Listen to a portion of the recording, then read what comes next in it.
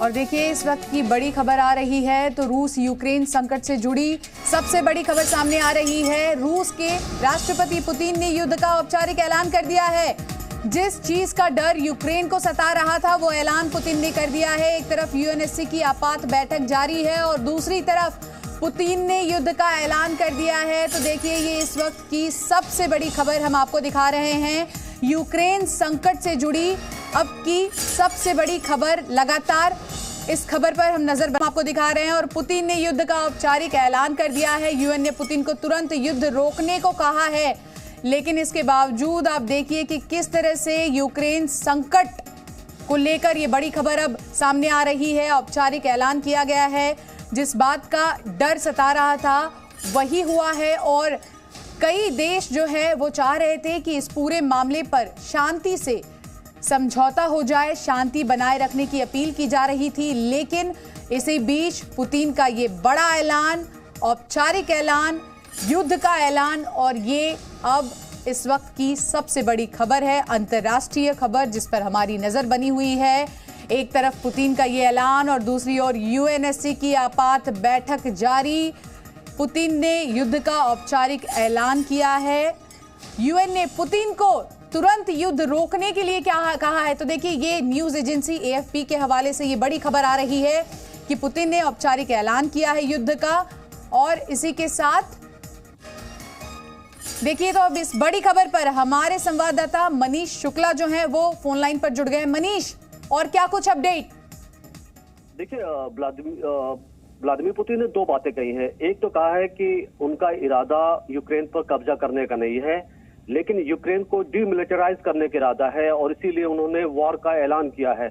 अब जो अगर आप पुतिन के स्टेटमेंट को देखें तो उसके मुताबिक रशियन जो आर्मी है जो ऑलरेडी डिप्लॉयड है यूक्रेन के बॉर्डर्स पर, वो यूक्रेन के अंदर दाखिल हो सकेंगी और उस पूरे एरिया में, जैसा कि रूस का कहना है कि जिस तरीके से लोगों को मारा जा रहा है, जो लोग रूस के सपोर्ट में बोल रहे हैं उन पर अटैक किए जा रहे हैं, तो उस पूरे एरिया में वो शांति पीस के लिए, डिमिलिटराइज करने के लिए वो कार्रवाई करेंगे। लेकिन इसको वेस्ट दूसरे तरीके से देखेगा। वेस्ट इसको प्रोवोकेशन के तौर पर देखेगा, क्योंकि लगातार अमेरिकन इंटेलिजेंस एजेंसीज, अमेरिका की खुद प्रेसिडेंट और उसके साथ यूरोप के कई देशों के जो हेड हैं वो ये बात कह रहे थे कि रूस अटैक करने वाला है किसी भी वक्त यूक्रेन के अंदर, और जिस तरीके से उनकी आर्मी का डिप्लॉयमेंट है तो ये जाहिर तौर पर ये अटैक करने की तैयारी है। अब ये पुतिन का जो स्टेटमेंट है, ये वेस्ट का जो एक शक था कुछ दिनों से, वो बिल्कुल सही साबित करता है। वेस्ट इसे इस तरीके से नहीं लेगी कि पुतिन ये कह रहे हैं कि यूक्रेन पर कब्जा उनका करने का इरादा नहीं है, सिर्फ उनको डिमिलिटराइज करने का इरादा है। तो जाहिर तौर पर अब स्थितियां बहुत ही खतरनाक स्टेज पर जाने वाली हैं। मनीष, पुतिन ने औपचारिक ऐलान किया है लेकिन यूएनएससी की आपात बैठक जारी है और उन्होंने युद्ध रोकने के लिए कहा है, इसको कैसे देखा जाए? देखिए लगातार कोशिश चल रही है। अगर आप देखें तो इससे पहले भी जर्मनी और फ्रांस जैसे देशों ने भी अपनी तरफ से काफी कोशिश की है कि दोनों देश डिप्लोमेटिक लेवल से बातचीत करें। यूनाइटेड नेशन के अंदर भी ज्यादातर देश नहीं चाहते कि युद्ध हो, और रूस का कहना है कि युद्ध एक ही स्थिति पर टाली जा सकती है कि जब ये बोला जाए कि नाटो में शामिल यूक्रेन को नहीं किया जाएगा, जिसके लिए दुनिया के देश तैयार नहीं है। लेकिन ये भी आप इस बात को समझें कि कोई युद्ध चाहता भी नहीं है वेस्ट, या आप अमेरिका की बात करें, क्योंकि आपने देखा कि इससे पहले सैंक्शन ही लगाए जा रहे हैं, क्योंकि बहुत रशिया भी एक मजबूत देश है और दुनिया की इकोनॉमी, लोगों की जान माल का काफी नुकसान होने वाला है। तो लेकिन अब जिस तरीके से पुतिन एक के बाद एक एक्शन ले रहे हैं, आपने देखा कि पहले उन्होंने पार्लियामेंट से एक पूरा एक स्टेटमेंट निकलवाया कि पूरी पार्लियामेंट साथ है और पुतिन को सेना का इस्तेमाल करने की पूरी छूट दी जा रही है। उससे पहले आपने देखा कि किस तरीके से न्यूक्लियर का उन्होंने ड्रिल किया, वॉर ड्रिल किया बिल्कुल बॉर्डर पे। तो लगातार पुतिन कहीं दब नहीं रहे हैं और ये चिंता बढ़ती जा रही है कि अब जो दुनिया किस तरफ जा रही है। लेकिन देखिए इस बीच मॉक ड्रिल्स भी लगातार किए जा रहे थे और जनता को भी मेंटली प्रिपेयर कराया जा रहा था कि इस तरह की स्थिति बनी तो क्या करना चाहिए। या बिल्कुल, देखिए लगातार शुरू से ही जो रशिया है वो अग्रेसिव पोस्चरिंग पे उन्होंने अपने आर्मी को रखा, तीन तरफ से घेर कर रखा। करीब 1.5 लाख से ज्यादा उनके अभी भी जो सोल्जर्स हैं रशिया के यूक्रेन बॉर्डर पर हैं। कई ऐसे वीडियोस भी आ रहे थे लगातार जिसमें कुछ इलाकों के अंदर यूक्रेन के अंदर रशियन जो T-72 टैंक्स हैं वो भी देखे गए थे। तो ये पहले से जाहिर किया जा रहा था, लेकिन ये डिप्लोमेटिक जो एफर्ट चल रहे थे, अगर आपने भारत का भी स्टेटमेंट देखा तो बहुत इंपॉर्टेंट था कि वो चाहते हैं कि डिप्लोमेटिक रास्ता अपनाया जाए जिससे लड़ाई टाली जा सके। लेकिन व्लादिमीर पुतिन शुरू से इस बात को बिल्कुल तैयार हैं और वो दबने के लिए कहीं भी झुकने का वो संकेत नहीं दे रहे और यही चिंता बढ़ रही है क्योंकि शायद लग रहा होगा रशिया को कि इस बार वो दब गए तो उनको दबाता ही चला जाएगा अमेरिका या यूरोप के देश। लेकिन दुनिया के जो ज्यादातर देश हैं, वेस्ट की अगर बात करें, यूरोप के देशों की बात करें, वो इस बात को लेकर के काफी एक तरीके से उन्होंने मन बनाया हुआ है कि रशिया को इस बार वो सबक सिखाएंगे। अब तक आपने देखा सैंक्शन लगाए गए हैं, लेकिन अब जो ये पुतिन का स्टेटमेंट आया है इसके बाद स्थितियां काफी विस्फोटक आप कह सकती हैं। मनीष, आप बने रहिए हमारे साथ लाइन पर, लेकिन इस वक्त की सबसे बड़ी खबर हम आपको दिखा रहे हैं कि पुतिन ने युद्ध का औपचारिक ऐलान कर दिया है और यूएन ने पुतिन को युद्ध तुरंत रोकने को कहा है। अंतर्राष्ट्रीय स्तर पर लगातार ये कोशिशें की जा रही थी कि ये युद्ध ना हो और शांति वार्ता से इसको निपटा लिया जाए, लेकिन अब ऐसा लग नहीं रहा है कि होगा। और इस औपचारिक ऐलान के बाद ये देखना वाकई दिलचस्प होगा कि जो बाकी देश है उनकी ओर से क्या रिएक्शंस आते हैं। इसी बीच लगातार यूएनएससी की जो आपात बैठक है वो जारी है और वहीं दूसरी ओर पुतिन ने युद्ध का ऐलान कर दिया है। तो यूक्रेन संकट से जुड़ी ये अब तक की सबसे बड़ी खबर है। लगातार इस पर हमारी नजर बनी हुई है। मनीष के पास एक बार फिर से चलते हैं। मनीष, हम देख रहे थे कि तमाम जो देश हैं उनकी भी नजर इस पर बनी हुई थी, क्योंकि एक तरफ आर्थिक संकट की बात की जा रही थी और दूसरी ओर ये कहा जा रहा था कि व्यापार जो है या फिर जो निवेश है उसको लेकर भी इसकी वजह से काफी असर होगा। यह बिल्कुल, देखिए अलग अलग लोगों के ओपिनियन है। एक बात तो तय है कि कोई लड़ाई नहीं चाहता है। अगर हम दुनिया के दूसरे देशों की बात करें, यूरोप की बात करें या अमेरिका की बात करें।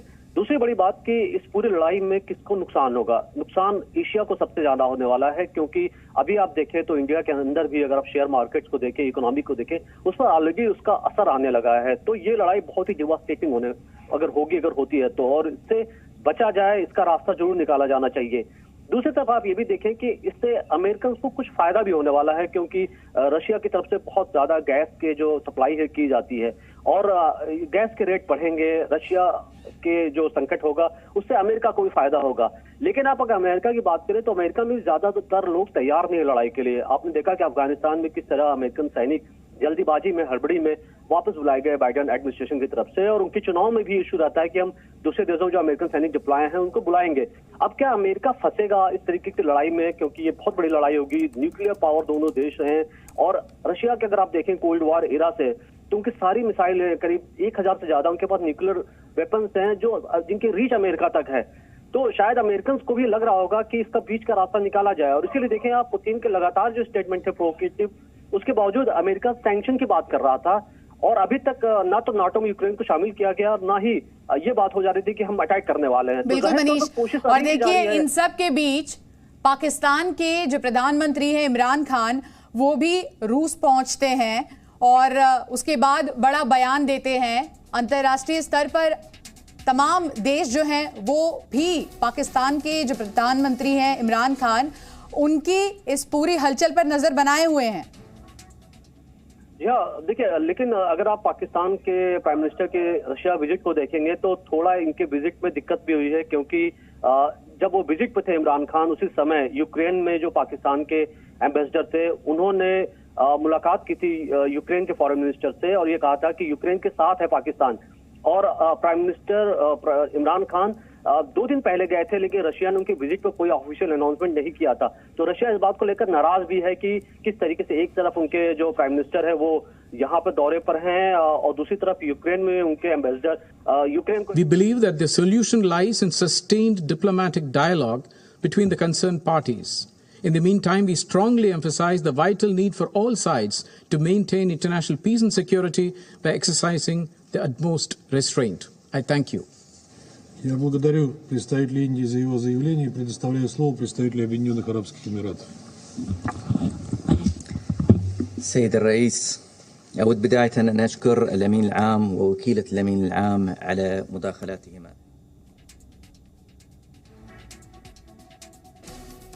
तो देखिए लगातार इस बड़ी खबर पर हमारी नजर बनी हुई है और रूस ने यूक्रेन के खिलाफ युद्ध का ऐलान किया है। यूएन ने पुतिन से सैन्य कार्रवाई रोकने के लिए कहा है। वहीं दूसरी ओर यूएनएससी की आपात बैठक चल रही है और लगातार अंतर्राष्ट्रीय जो नेता हैं, जो देश हैं, उनकी नजर भी इस बड़ी खबर पर थी। रूस ने यूक्रेन के खिलाफ युद्ध का औपचारिक ऐलान किया और ये खबर न्यूज एजेंसी एफपी के हवाले से आ रही है। पुतिन ने युद्ध का औपचारिक ऐलान किया है और इसी के साथ साथ यूक्रेन के खिलाफ जो संकट है, जो यूक्रेन संकट है, उस पर सबसे बड़ी खबर इस वक्त की। Let me begin by thanking Secretary General for his briefing on the evolving situation in the eastern regions of Ukraine. The Security Council had met 2 days ago and discussed the situation.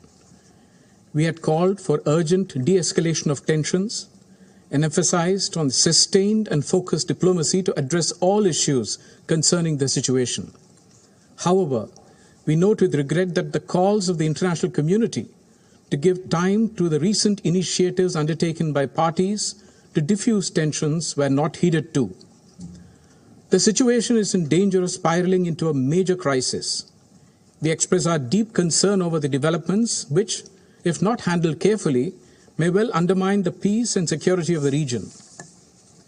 We call for immediate de-escalation and for refraining from any further action that could contribute to a worsening of the situation.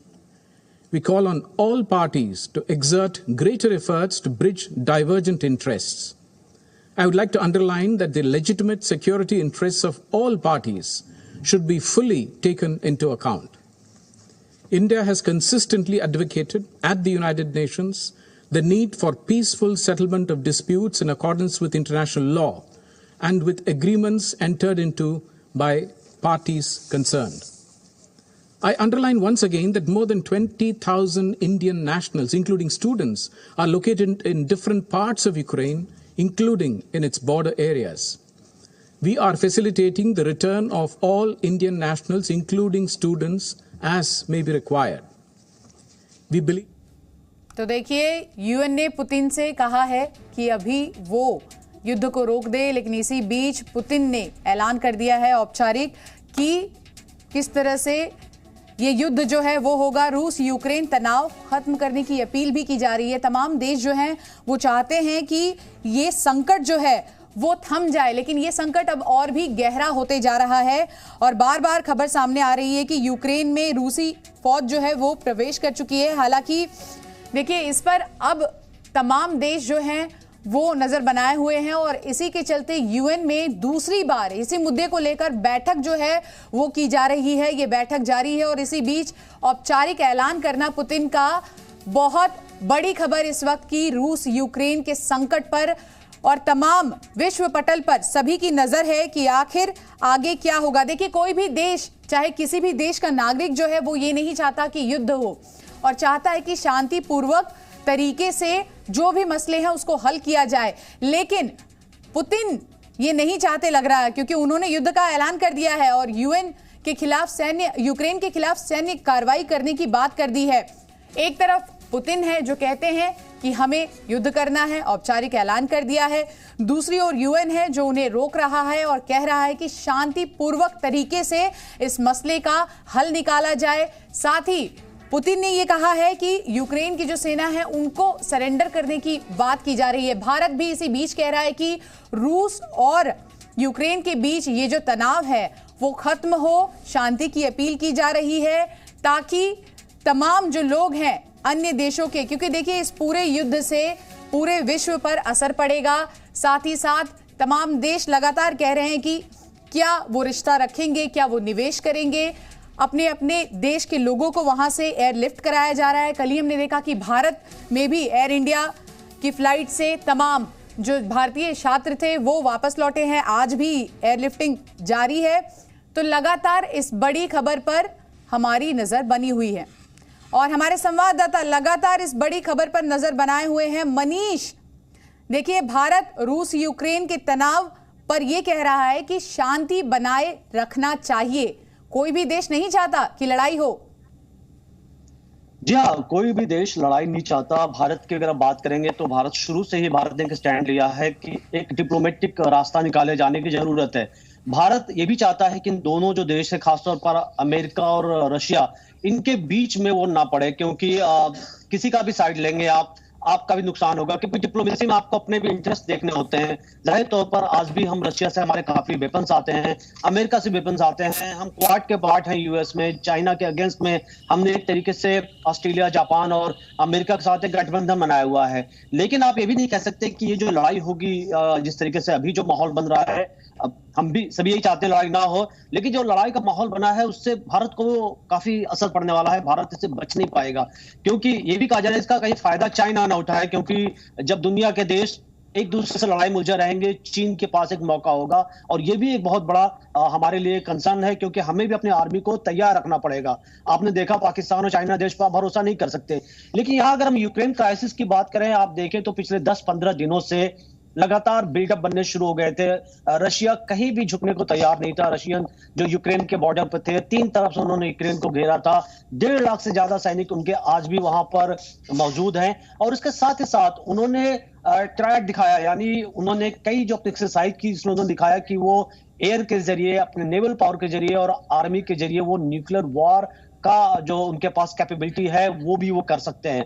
और यही बात है कि Europe के जो देश हैं और अमेरिका के देश बहुत डरे हैं। कई ऐसे देश हैं जो बिल्कुल पास में हैं और उनके ऊपर बहुत असर पड़ने वाला है। तो ये लड़ाई ऐसी नहीं है कि आपको एक तरफ तमाम देश जो है वो ये अपील कर रहे हैं कि युद्ध ना हो, कोशिश की जानी चाहिए कि शांतिपूर्वक तरीके से इस मसले का हल निकाला जाए, क्योंकि युद्ध होगा तो तमाम देश जो हैं उस पर भी असर पड़ेगा।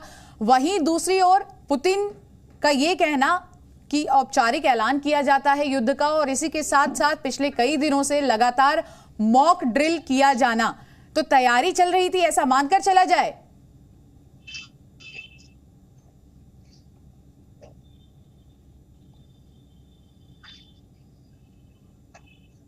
मनीष, आप तक मेरी आवाज पहुंच रही है? तो देखिए मनीष के पास हम एक बार फिर से लौटेंगे, लेकिन रूस ने यूक्रेन के खिलाफ अब देखिए किस तरह से जो युद्ध है उसका औपचारिक ऐलान कर दिया है। रूस यूक्रेन विवाद बातचीत से हल हो, ये भारत कह रहा है। और यूक्रेन संकट से जुड़ी इस वक्त की सबसे बड़ी खबर हम आपको जी न्यूज पर दिखा रहे हैं। न्यूज एजेंसी एएफपी के हवाले से ये बड़ी खबर है। यूएन ने पुतिन से सैन्य बल जो है उसको भी युद्ध का औपचारिक ऐलान करने के बाद अब देखना होगा कि जो तमाम देश हैं और खासकर यूएन की जो बैठक चल रही है, जो आपात बैठक बुलाई गई है एक हफ्ते में दूसरी बार, वहां से क्या कुछ निकल कर आ पाता है। हालांकि यूएन ने साफ तौर पर कहा है कि युद्ध ना हो, उसको रोका जाए। मनीष, आपको लगता है कि पुतिन यूएन जो कह रहा है उसकी बात को मानेंगे?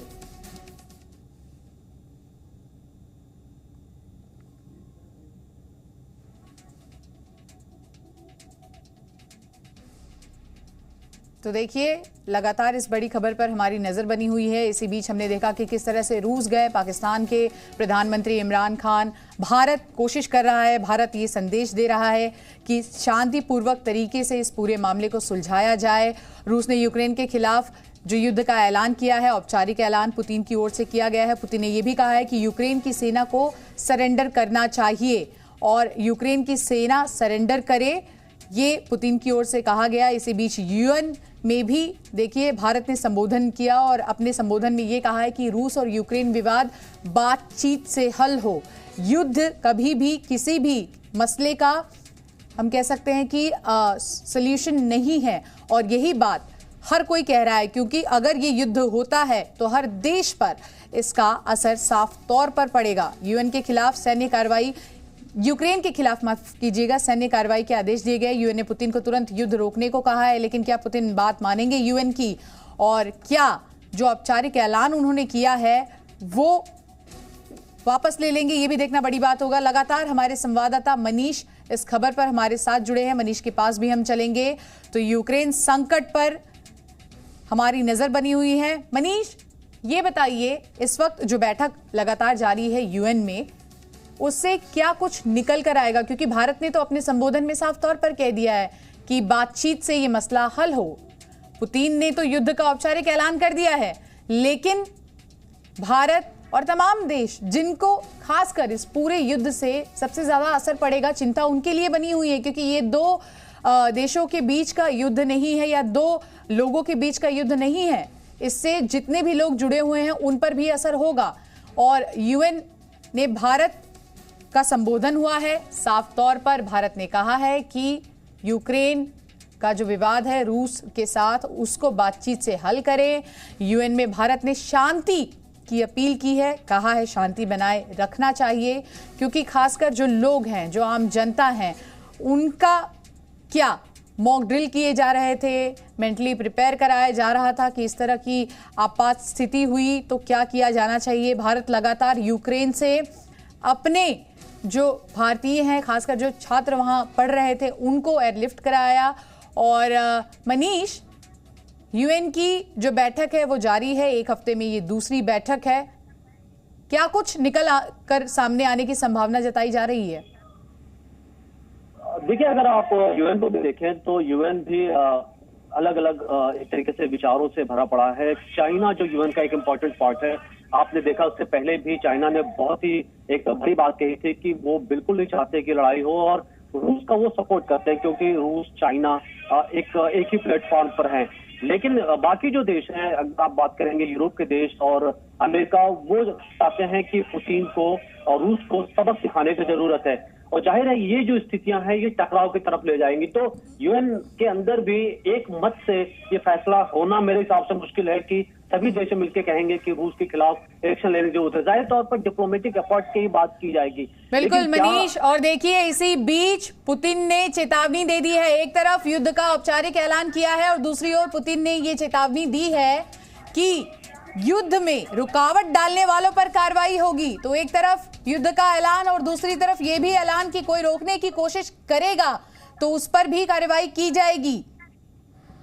ये बड़ी खबर इस वक्त हम आपको बता रहे हैं। औपचारिक ऐलान करने के बाद पुतिन ने यह कहा है कि हर संभव जो भी रिजल्ट होगा उसके लिए तैयार रहें, और चेतावनी दी जा रही है कि युद्ध का ऐलान कर दिया गया है और इसी के साथ साथ रुकावट डालने वालों पर भी हम कार्रवाई करेंगे। तो बहुत ही स्ट्रॉन्ग मैसेज यहां पर देने की कोशिश कर रहे हैं पुतिन। औपचारिक ऐलान करने के बाद यूक्रेन पर किस तरह से हर सभी नतीजों के लिए तैयार हैं। वो कह रहे हैं कि हम कोई भी नतीजा हो हम उसके लिए तैयार है, लेकिन अगर इस पूरे ऑपरेशन में कोई भी रुकावट डालेगा तो उस पर कार्रवाई होगी। और साफ तौर पर ये स्ट्रॉन्ग मैसेज देते हुए नजर आ रहे हैं पुतिन। ऑपरेशन में दखल देने वालों का अंजाम बुरा होगा, ये कहा है पुतिन ने। तो देखिए, पहले औपचारिक युद्ध का ऐलान, उसके बाद ये कहना कि जो रुकावट डालेगा उस पर कार्रवाई होगी, और अंजाम के लिए भी तैयार रहें। मनीष,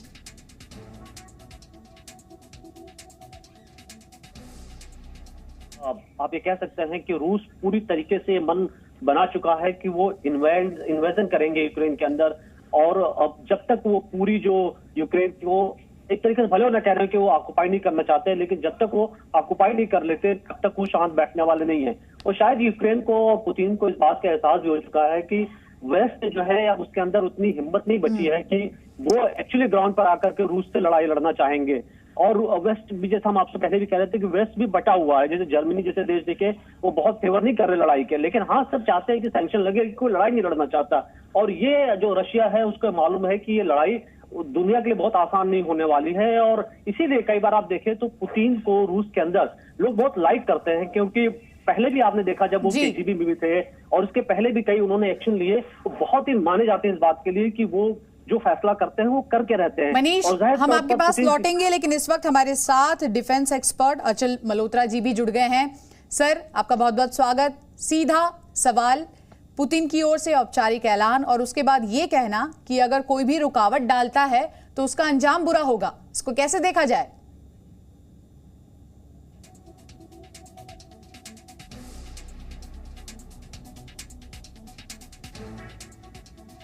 तो देखिए, एक बार फिर से हम जुड़ेंगे, लेकिन इस वक्त की सबसे बड़ी खबर हम आपको बता दें कि पुतिन ने पहले औपचारिक ऐलान किया, उसके बाद चेतावनी दी है और कहा है कि जो भी रुकावट डालेगा उनके लिए भी सही नहीं होगा। और साफ तौर पर